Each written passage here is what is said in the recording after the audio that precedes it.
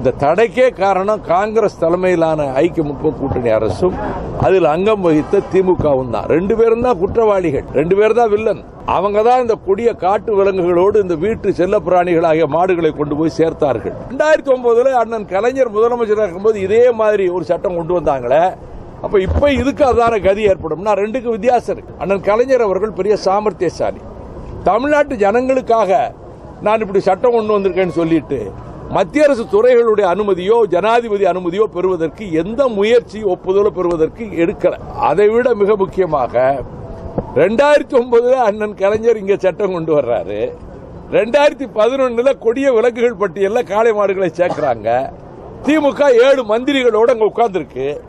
இது ரொம்ப தப்புங்க, இப்படி சேர்க்கக்கூடாதுன்னு சொன்னாங்களா? இவங்க மந்திரிகளா கேபினெட்ல இருந்தாங்க. கலைஞர் சொன்னாரா? இல்ல. அப்போ 2011 இது சேர்க்கும் போது இவங்க எதுக்கல. ஜல்லிக்கட்டை பத்தி பேச திமுகவுக்கோ இன்னைய செயல் தலைவருக்கோ எந்த விதமான அருகதையும் கிடையாது. எந்த உணர்வுகள் இளைஞர்கள் சமுதாயத்தில் வரணும், மாணவர்கள்ட்ட வரணும் நினைச்சோமோ அது வந்திருக்கு. அரசியல் கட்சிகளை உள்ளேயே விடல. சபாஸ். கலவரத்தை ஏற்பாடு பண்ணி போலீஸ் மேல கல்ல கொண்டு எரிஞ்சு அப்பதான் போலீஸ் துப்பாக்கி சூடு நடத்துவான் 10 பிணவுளும் நினைச்சு யார் செயல்பட்டாங்க? அங்கே சில பகுதிகளில் தீ வைத்ததில் ஒரு கட்சி சம்பந்தப்பட்டிருக்கு ரெக்கார்டு வந்திருக்காங்களே. எல்லா எவிடன்ஸையும் முதலமைச்சர் பதில் உரையில தெரிவிக்கணும். கவர்னர் ஆளுநர் உரையில பதில் சொல்லுவது மாண்புமிகு முதலமைச்சர் மதிப்புக்குரிய ஓ பன்னீர்செல்வம் அவர்கள். உங்க பதில்ல எந்த கட்சி எந்த அமைப்பு வன்முறைக்கு உள்ள வந்து ஏற்பாடு பண்ணுச்சு? இழிவான வார்த்தைகளை பேசி, அருவருப்பான வார்த்தைகளை பேசி, ரொம்ப அந்த போராட்டத்தினுடைய கடைசி கட்டத்துக்கு உள்ளே புகுந்தவர்கள் யார்? சரி, போலீஸ்காரங்களே தீ வச்சதாக வந்திருக்க எவிடன்ஸ். அதுக்கு சரியான விளக்கம் கொடுக்கணும். அவங்க மேல என்ன நடவடிக்கை எடுத்திருக்கீங்க? சஸ்பெண்ட் பண்ணிருக்கீங்களா? கேஸ் போட்டிருக்கீங்களா அவங்க மேல? ஆர்சனிங் கேஸ். போலீஸ்ல யார் தீ வச்சாங்களோ அவங்க மேல கைது பண்ணி உள்ள போடணும், அவங்கள சிறையில் அடைக்கணும். அப்பதான் நம்பகத்தன்மை ஏற்படும் போலீஸ் டிபார்ட்மெண்ட் மேல. 6 நாட்கள் நீங்க நண்பர்களாக நடந்துகிட்டீங்க.